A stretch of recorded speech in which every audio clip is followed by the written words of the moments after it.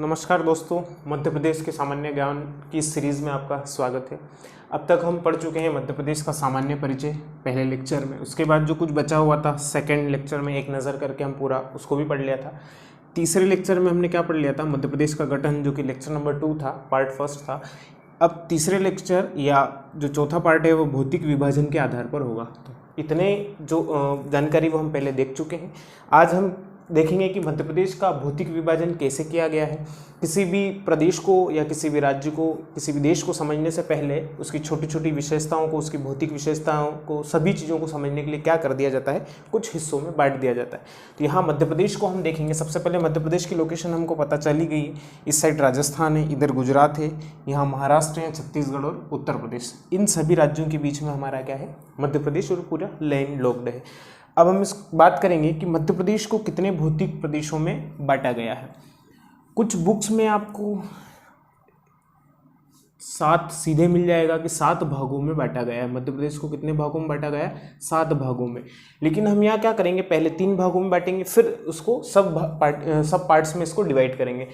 कुछ भागों में या फिर कुछ पुस्तकों में ऐसा दिया है, 2000 के पहले की हम बात करें, मतलब जब छत्तीसगढ़ हमारे मध्य प्रदेश से अलग हुआ था, 1 नवंबर 2000 को अलग हुआ। कब हुआ छत्तीसगढ़ मध्य प्रदेश से अलग? 1 नवंबर 2000 को। तो इससे पहले जो मध्य प्रदेश है वो 9 भौतिक प्रदेशों में बटा हुआ था। कितने प्रदेशों में? 9, जिसमें से एक दंडकारण्य और दूसरा था महानदी बेसिन। ये दोनों कहाँ चले गए हैं? छत्तीसगढ़ में। तो हम इसकी अब बात नहीं करेंगे, इसलिए हम अभी कुल 7 भागों की बात करेंगे। 7 भागों में भी पहले हम मोटे मोटे तौर पर 3 भागों में इसको बांटा गया है। मध्य प्रदेश को कुल कितने भागों में बांटा गया है? तो 3 भागों में। मध्य प्रदेश का भौतिक विभाजन कितने भागों में है? 3। सबसे पहले हम देखेंगे मध्य उच्च प्रदेश। क्या नाम है पहले भाग का? मध्य उच्च प्रदेश। अभी कौन सा हिस्सा है मध्य उच्च प्रदेश का? तो यहां से चलती है नर्मदा नदी। तो ये वाला जो पोर्शन है ये लगभग मध्य उच्च प्रदेश में आता है। इसके ऊपर वाला जो पोर्शन है काई में आता है? मध्य उच्च प्रदेश। सेकेंड भाग हम देखेंगे सतपुड़ा मैकाल श्रेणी। दूसरा हिस्सा क्या आ जाएगा? सतपुड़ा मैकाल श्रेणी। साथ में आपको नोट करते भी चलना है, मध्य उच्च प्रदेश ये वाला पोर्शन, फिर सतपुड़ा मैकाल श्रेणी, और तीसरा जो है वो बघेलखंड का या पूर्वी पठार जिसको हम कहते हैं, पूर्वी पठार, या इसको हम बघेलखंड का पठार भी कहते हैं, बघेलखंड का पठार। ये मध्य उच्च प्रदेश हो गया। ये सतपुड़ा मैकाल श्रेणी कौन सी है? ये है सतपुड़ा मैकाल श्रेणी।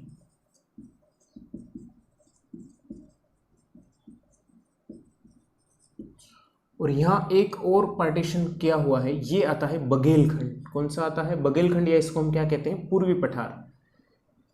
ये बघेलखंड या पूर्वी पठार या बघेलखंड का पठार भी इसको हम कहते हैं। अब ये मध्य उच्च प्रदेश, ये वाला कौन सा हिस्सा है हमारा? मध्य उच्च प्रदेश। इस लाइन से ऊपर मध्य उच्च प्रदेश।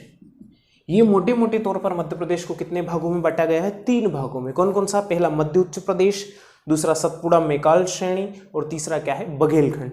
अब जो पहला पोर्शन है हमारा कौन सा? मध्य उच्च प्रदेश, इसको फिर 5 भागों में बांटा गया है। उसको देखना है कौन कौन से हैं। पहला भाग यहां से हम देखते हैं, ये वाला जो हिस्सा है ये कहलाता है मध्य भारत का पठार। ये क्या कहलाता है? मध्य भारत का पठार।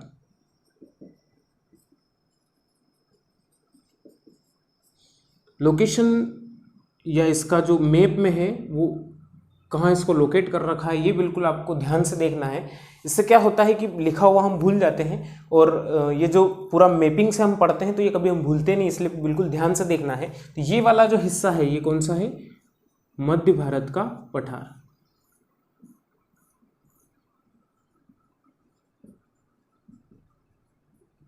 मध्य भारत का पठार। दूसरा हिस्सा हमारे पास आता है मालवा का पठार। ये वाला जो बचा हुआ पोर्शन है, हम पहले बुंदेलखंड ले लेते हैं।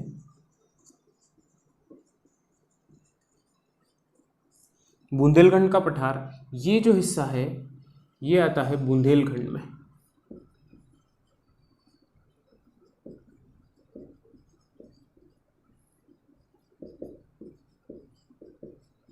बुंदेलखंड का पठार।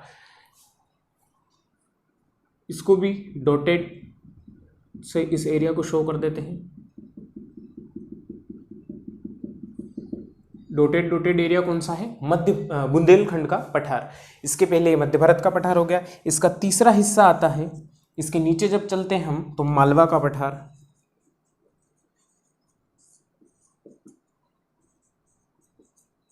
मालवा का पठार, ये वाला जो हिस्सा है ये मालवा का पठार कहलाता है, यहां से यहां तक।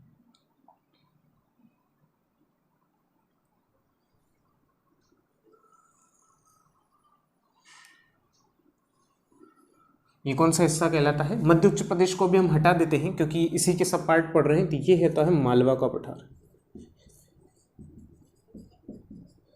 ये क्या है? मालवा का पठार।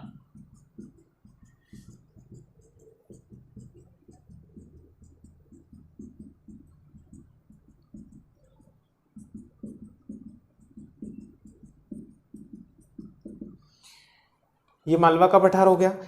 इसका जो चौथा पोर्शन है वो आएगा नर्मदा सोन घाटी। नर्मदा सोन घाटी।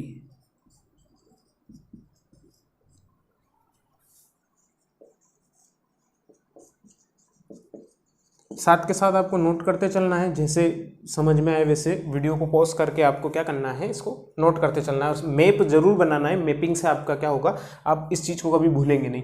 ये नर्मदा सोन घाटी, इसका अपने हिसाब से कुछ भी नोटेशन दे सकते हैं।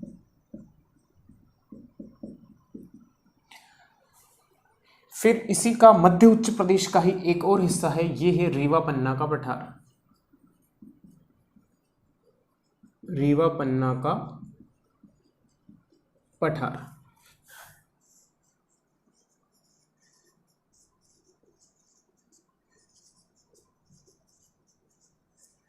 ये रीवा पन्ना का पठार है।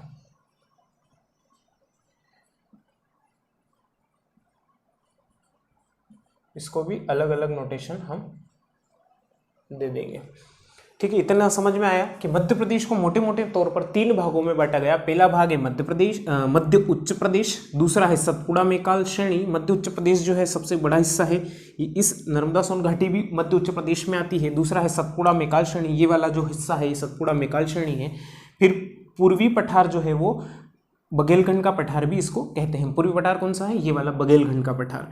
यहाँ पर फिर मध्य उच्च प्रदेश को कितने भागों में बांटा? 5 भागों में। पहला कौन सा? मध्य भारत का पठार। मध्य भारत के पठार की लोकेशन देख लीजिए, ये नीमच वाला कुछ हिस्सा आता है। फिर ये वाले जिले किस में आते हैं? मध्य भारत के पठार में आते हैं। दूसरा बुंदेलखंड, ये वाला जो हिस्सा है ये बुंदेलखंड में आता है और इसका अधिकांश भाग या कुछ भाग उत्तर प्रदेश में भी आता है बुंदेलखंड का। यहाँ ये जो जिला है ललितपुर वगैरह उत्तर प्रदेश के। फिर आता है मालवा का पठार। मध्य प्रदेश का सबसे बड़ा हिस्सा भी है मालवा का पठार, ये इससे भी दिख रहा होगा मैप से भी।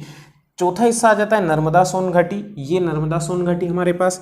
5वां आ जाता है रीवा पन्ना का पठार, ये यहाँ पे रीवा पन्ना का पठार। इतना समझ में आया। अब हम इन एक एक प्रदेश की क्या अलग अलग स्टडी करेंगे। सबसे पहले हम उठाते हैं किसको? मध्य उच्च प्रदेश में ही सतपुड़ा मेकाल श्रेणी। तो ये समझ में आ ही गया कि जो सतपुड़ा मेकाल श्रेणी, इसी को सतपुड़ा और मेकाल दोनों पर्वत इसमें आ जाते हैं। मेकाल यहाँ अर्धचंद्राकार होता है और ये सतपुड़ा। हम एक एक भाग को उठाकर पढ़ेंगे। अगर ये भौतिक प्रदेश या भौतिक विभाजन आपने अच्छे से पढ़ लिया तो पूरे मध्य प्रदेश में, वैसे बार बार आएंगे तो आपको याद हो जाएंगे, लेकिन अगर इसको अच्छे से हमने पढ़ लिया तो फिर कुछ भी हम बात करेंगे मालवा का पठार तो आपको पूरा ध्यान यहाँ जाएगा, फिर रीवा पन्ना का पठार तो यहाँ, बघेलखंड तो यहाँ, बुंदेलखंड तो यहाँ। इस स्थिति में आपका पूरा ध्यान यहाँ पे जाएगा। तो ये अच्छे से आपको पढ़ लेना है ताकि आगे दिक्कत नहीं आए। अब इसमें भी हम सबसे पहले किसको उठाते हैं? मालवा के पठार को। किसको उठाते हैं? मालवा का पठार को। इन सबको नोट कर लेना है।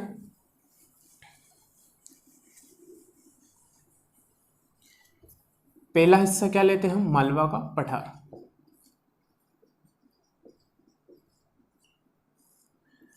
अब मालवा का पठार, इसमें से मेन पॉइंट्स अपने को देखने हैं और इस हिसाब से भी देखना है, वनडे एग्जाम के हिसाब से भी देखना है। और हम मेंस में अगर देखें तो 3 मार्कर क्वेश्चन कैसे बन सकता है। अगर 3 मार्कर में आए मालवा का पठार तो इसके बारे में कम से कम 2-3 फैक्ट अपने को पता होना चाहिए। कितने? 2 से 3 फैक्ट। और यदि यही 5 नंबर में पूछ लिया जाए अगर, तो कितने होने चाहिए? कम से कम 5 लाइन हम लिख सके, अब 4 से 5 एक फैक्टर हमको क्या फैक्ट पूरे हमको याद होने चाहिए। इस हिसाब से हम इसकी जानकारी पूरी देख लेते हैं, क्योंकि केवल मालवा का पठार अगर आएगा तो उसमें 11 नंबर में अगर क्वेश्चन आता है तो फिर उसकी पूरी डिटेलिंग, जलवायु पूछ वगैरह सब हम डिस्क्राइब कर देंगे, लेकिन अभी केवल हम 3 और 5 नंबर के हिसाब से देख लेते हैं और वनडे एग्जाम के हिसाब से देख लेते हैं। तो जब हम मालवा के पठार की बात करेंगे तो इसमें मेन पॉइंट याद रखना है कि जितने भी सारे प्रदेश हम पढ़ेंगे इसमें कौन कौन से आयाम या कौन कौन से पॉइंट को हम लेके चलेंगे। तो सबसे पहले अगर आप इसका कितना क्षेत्र है अगर वो देख लेते हैं कि कितना क्षेत्र है, तो पहला तो प्रतिशत में हम बता देंगे कि मालवा का पठार जो है कुल कितना 28.6%, मतलब कि मध्य प्रदेश का जो एरिया है, मध्य प्रदेश का एरिया कितना है 3,32,000 ऐसा कुछ इसका एरिया है। उस एरिया में 3,26,000 ऐसा कुछ इसका एरिया है, उसमें से 28.6% एरिया किसका है, 28.6% मालवा, लगभग 88,000 वर्ग किलोमीटर के आसपास किसका है, मालवा का है। क्षेत्रफल सबसे पहले कितना प्रतिशत, तो क्या बोल देंगे, मध्य प्रदेश का 28.6% हिस्सा क्या है, मालवा का पठार। दूसरा जो पॉइंट है हम क्या देख सकते हैं, दूसरा पॉइंट हम ये देख सकते हैं कि इसका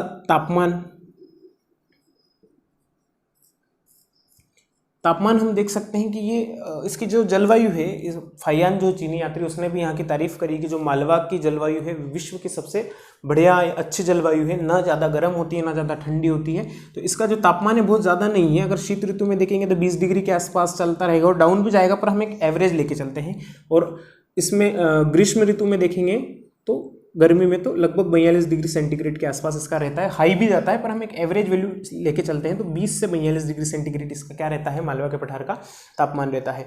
अब ये किस चीज़ से मिलकर बना है, तो ये दक्कन ट्रेप की जो बेसाल्ट चट्टान है, किससे बना है, दक्कन ट्रेप की बेसाल्ट चट्टान से मिलकर बना है।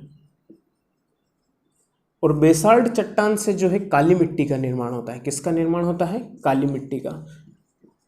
तो इसके बारे में मिट्टी की बात अगर करें तो मालवा के पठार में अधिकांशतः काली मिट्टी पाई जाती है, अधिकांश क्या पाई जाती है, काली मिट्टी। तो मिट्टी कौन सी पाई जाती है मालवा के पठार में, काली मिट्टी पाई जाती है। अब यहाँ काली मिट्टी भी पाई जाती है और आपने सुना होगा कि मध्य प्रदेश की अधिकांश फसलें मालवा के पठार में ही होती है और बहुत अच्छा उपजाऊ क्षेत्र है। और काली मिट्टी कपास के लिए, मूंगफली के लिए, इनके लिए भी अच्छी फेमस है, अच्छी उत्पादन होता है इनका। लेकिन फिर भी मालवा का पठार को क्या कहते हैं, गेहूं की डलिया भी कहते हैं या खाद्यान्न का कटोरा भी कहते हैं मध्य प्रदेश का, क्योंकि यहाँ पे बहुत बड़ी मात्रा में दलहन भी उत्पादन होता है, विदिशा वगैरह इधर, और पूरे हिस्से में मालवा का जो पठार है पूरा ही उत्पादन की दृष्टि से मध्य प्रदेश का एक महत्वपूर्ण हिस्सा है। तो हम क्या करेंगे, इसको गेहूं की डलिया के नाम से भी जानते हैं।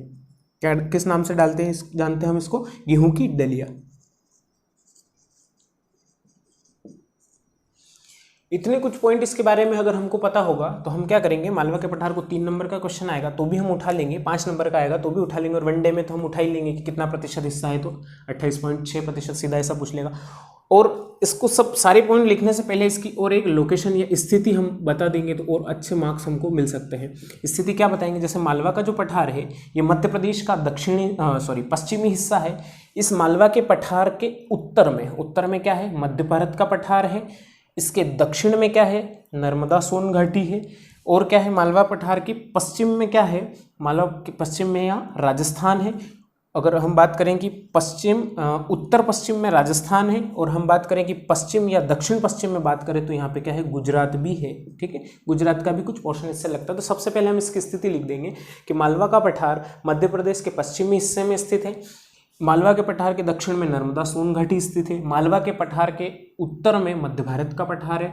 यदि हम बात करें उत्तर पश्चिम की बात करें तो राजस्थान लगता है, और मालवा के पठार के दक्षिण पश्चिम की बात करें तो गुजरात लगता है, और मालवा के पठार के पूर्वी हिस्से में अगर हम बात करें तो रीवा पन्ना का पठार लगता है। इस तरीके से हम इसकी स्थिति बता सकते हैं। फिर इसका क्षेत्रफल कितना है, क्षेत्र जो है 28.6% किसका, ओवरऑल मध्य प्रदेश का। और कैसे यहाँ मिट्टी हम बता सकते हैं, अधिकांश भाग में कौन सी मिट्टी पाई जाती है, काली मिट्टी पाई जाती है, और दक्कन ट्रेप की बेसाल्ट चट्टानों से बनी है। और काली मिट्टी हमें पता ही है किसके लिए फेमस है, तो कपास के लिए फेमस है, मूंगफली के लिए फेमस है।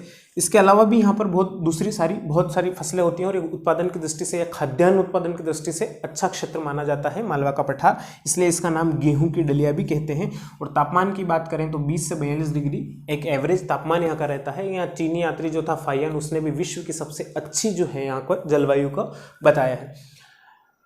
कुछ पॉइंट और देख लेते हैं, जैसे कौन कौन से जिले इसमें शामिल हैं। तो इसमें अगर जिलों की बात करें तो कुल 18 जिले मालवा के पठार में शामिल है, जिनमें से मंदसौर हो गया, रतलाम, धार, इधर वाला जो हिस्सा है विदिशा, उज्जैन, ये सारे हिस्से यहाँ से यहाँ तक जो सारे जिले हैं किसमें आते हैं, लगभग 18 जिले मालवा के पठार में आते हैं। इसमें प्रमुख नदियों की अगर हम बात करें तो प्रमुख नदियों में चंबल नदी जो है यहाँ जानापाव पहाड़ी से निकल के, इंदौर की जानापाव पहाड़ी महू जो है वहाँ से निकल के कहाँ जाती है, ये इधर होके फिर मध्य भारत के पठार में जाती है। तो चंबल मालवा पठार की भी एक प्रमुख नदी है और इधर जाते जाते ये मध्य भारत के पठार की भी प्रमुख नदी हो जाती है। इसके बाद क्षिप्रा की बात करें हम, उज्जैन के आसपास क्षिप्रा नदी। फिर हम बात करें बेतवा नदी की जो यहाँ से निकल के कहाँ जाती है, इस वाले हिस्से में जाती है। ये प्रमुख नदियाँ इस मालवा के पठार की प्रमुख नदियाँ हैं। इसके बाद अगर हम इसकी बात करें जलवायु की, तो जलवायु कैसी है यहाँ की, समशीतोष्ण जलवायु। कैसी है, समशीतोष्ण जलवायु यहाँ पे है। फिर एक और चीज़ आपको मेंशन करके चलना है, जैसे मालवा के पठार है, मालवा का पठार में अगर सबसे ऊंची चोटी है हमको पता है तो उसको ज़रूर मेंशन करना है। जैसे मालवा की चोटी, सबसे ऊंची चोटी कौन सी है, सिगार चोटी। कौन सी है, सिगार चोटी। इसकी ऊंचाई कितनी है, 881 मीटर, 881 मीटर है। दूसरी चोटी कौन सी है, जानापाव, जिसकी ऊंचाई कितनी है, 854 मीटर। और तीसरी चोटी धजारी है, जिसकी ऊंचाई 810 मीटर। ये 3 चोटी हमको याद रखने की कतई आवश्यकता नहीं है, हमको सिर्फ एक चोटी याद है, वहाँ तक भी पर्याप्त है। लेकिन इसको नोट कर लेना, एक बार देख लेने में कोई बुरा नहीं है। अगर याद आती है और तीनों चोटी हम लिखते हैं तो उसका एक अलग ही इफेक्ट पड़ेगा, पर हमको एक चोटी याद रखना है, सिगार की चोटी, जो मालवा के पठार की सबसे ऊंची चोटी है। और उपजाऊ के क्षेत्र में देखा जाए तो मालवा का पठार क्या सबसे उपजाऊ क्षेत्र है। इसके बाद जो क्षेत्रफल वाइज अगर मालवा के पठार के जो क्षेत्रफल है वो कितना है, 28.6%। अब इसके बाद जो दूसरे नंबर पे आता है, मालवा के पठार के बारे में इतनी जानकारी पर्याप्त है, इसको अच्छे से नोट करना। फिर दूसरे नंबर पर जो भूप्रदेश आता है या जो जिसका प्रतिशत सर्वाधिक है मध्य प्रदेश में, पहले नंबर पर तो मालवा का पठार और दूसरे नंबर पर आता है नर्मदा सोन घाटी। क्या आता है, नर्मदा सोन घाटी। नर्मदा सोन घाटी ये वाला हिस्सा। इस नर्मदा सोन घाटी के सबसे पहले कौन कौन से वो देखते हैं हम, इसकी स्थिति देखते हैं। स्थिति हम लिख देते हैं, कौन कौन से आयाम पे हम बात करते हैं। सबसे पहले हम क्या लिख देंगे, इसकी स्थिति। तो नर्मदा सोन घाटी की स्थिति क्या है, इसके उत्तर में क्या है, मालवा का पठार है। इसके दक्षिण में क्या है, सतपुड़ा में कल श्रेणी है। इसके पूर्व में क्या है, बघेलखंड का पठार है। अगर इसके उत्तर पूर्व की बात करें तो रीवा पन्ना का पठार है। और इसके दक्षिण की बात करें तो ये गुजरात में भी नर्मदा सोन घाटी का निचला हिस्सा है और आगे जाती हुई कहाँ चली जाती है, ये अरब सागर के हिस्से तक इसका क्षेत्रफल पहुंचा हुआ है। अब हम बात करते हैं, स्थिति क्लियर हो गई, फिर वहीं क्षेत्रफल की बात करते हैं हम। क्षेत्रफल के मामले में लगभग इसका एरिया है 86,000 वर्ग किलोमीटर। कितना है, 86,000 वर्ग किलोमीटर। जो पहले मालवा का पठार का कितना था, 88,222 वर्ग किलोमीटर लगभग किसका एरिया है, ये है मालवा का पठार का, जो 28.6% था। अब हम बात कर रहे हैं किसकी, नर्मदा सोन घाटी की। तो ये कितना एरिया है, 86,000 वर्ग किलोमीटर है। और 86,000 वर्ग किलोमीटर किसमें से, मध्य प्रदेश के 3,08,252 वर्ग किलोमीटर में से। तो अगर प्रतिशत की हम बात करें तो ये लगभग 26% हिस्सा है। तो प्रतिशत वाइज या क्षेत्रफल वाइज भी यह मध्य प्रदेश का दूसरा हिस्सा है। कौन, नर्मदा सोन घाटी। यहाँ दिखने में थोड़ा सा इसकी लंबाई ज़्यादा है इसलिए कम दिख रहा है, थोड़ी सी चौड़ी भी हो सकती है। ये एक रफ डायग्राम हम कह सकते हैं, रफ मैप है, लेकिन इसको बनाना ज़रूर, इसका अलग इफेक्ट पड़ता है। तो नर्मदा सोन घाटी का कितना प्रतिशत हिस्सा मध्य प्रदेश के क्षेत्रफल में है, तो 26%। दो चीज़ें क्लियर हो गई। अब उपजाऊ की दृष्टि से अगर हम देखें, स्थिति हमने देख ली, क्षेत्रफल हमने देख लिया। अगर उपजाऊपन की दृष्टि से हम देखें तो पहले नंबर पे कौन आता है, मालवा का पठार। और वहीं दूसरे नंबर पे उपजाऊ के क्षेत्र में कौन आती है, नर्मदा सोन घाटी, क्योंकि इसके आसपास बहुत सारी छोटी मोटी नदियां भी है और यहाँ पानी पर्याप्त मात्रा में होने के कारण क्या है, बहुत सारी फसलें इसके इस एरिया में होती है। तो मालवा के पठार के बाद दूसरा नंबर किसका आता है, नर्मदा सोन घाटी का। ये एक मध्य प्रदेश की जो अर्थव्यवस्था में रीढ़ की हड्डी का काम करती है, क्योंकि यह नर्मदा नदी, इसके आसपास बहुत सारे डैम भी बने हुए हैं, तो यह सिंचाई के रूप में मध्य प्रदेश को एक बहुत बड़ा योगदान देती है। अब नर्मदा सोन घाटी जो है ये एक उच्चावच क्षेत्रों में, मतलब पहले पहाड़ी एरिया से आती है, फिर जबलपुर के आसपास आके फिर मैदानी क्षेत्र में प्रवेश करती है, फिर थोड़ा निचला हिस्सा ऐसे करके तो बहुत सारे जलप्रपात भी बनाती है। नर्मदा सोन घाटी क्या करती है, बहुत सारे जलप्रपात नर्मदा नदी अपने हिस्से में बनाती आती है। इसमें जो कुछ पर्वतीय क्षेत्र दर्शनीय क्षेत्र अगर हम देखते हैं, दर्शनीय स्थल नर्मदा सोन घाटी के, तो कुछ दर्शनीय स्थल में हम देखते हैं जहां नर्मदा का उद्गम होता है वहीं पे सबसे पहले क्या आ जाता है, अमरकंटक। कहाँ से उद्गम होता है नर्मदा का, अमरकंटक, माई की बगिया करके एक स्थान है, वहां से अमरकंटक से नर्मदा नदी का क्या होता है, उद्गम होता है। वो अच्छा एक दर्शनीय स्थल है अमरकंटक। उसके बाद हम आगे चलते हैं तो फिर जैसे भेड़ाघाट हो गया, भेड़ाघाट भी नर्मदा सोन घाटी का एक दर्शनीय स्थल है। फिर तीसरे की हम बात करें, आगे चलते हैं तो महेश्वर है। ये कुछ प्रमुख दर्शनीय स्थल है किसके, नर्मदा सोन घाटी के। फिर हम दर्शनीय स्थल के बाद बात करते हैं कि ये जो हिस्सा है मध्य प्रदेश का सबसे निचला हिस्सा है। नर्मदा सोन घाटी क्या है, पूरे मध्य प्रदेश का सबसे निचला हिस्सा है। इधर सतपुड़ा मैकाल श्रेणी है और नर्मदा सोन घाटी के ऊपर में जो इस वाले हिस्से में वो क्या है, विंध्याचल पर्वत है। तो ये बीच का सबसे दबा हुआ हिस्सा है। तो नर्मदा सोन घाटी मध्य प्रदेश का सबसे निचला हिस्सा है। पहला एक हमने देख लिया मालवा का पठार, दूसरा हमने देख लिया नर्मदा सोन घाटी। बाकी के हिस्से हम कब देखेंगे, अगले लेक्चर में देखेंगे। तो थोड़ा सा छोटा सा शॉर्ट रिवीजन कर लेते हैं कि मध्य प्रदेश को कुल 3 भागों में भौतिक विभाजन या भौतिक प्रदेशों में बांटा गया है। पहला है मध्य उच्च प्रदेश, दूसरा है सतपुड़ा मैकाल श्रेणी और तीसरा पूर्वी पठार या बघेलखंड का पठार है।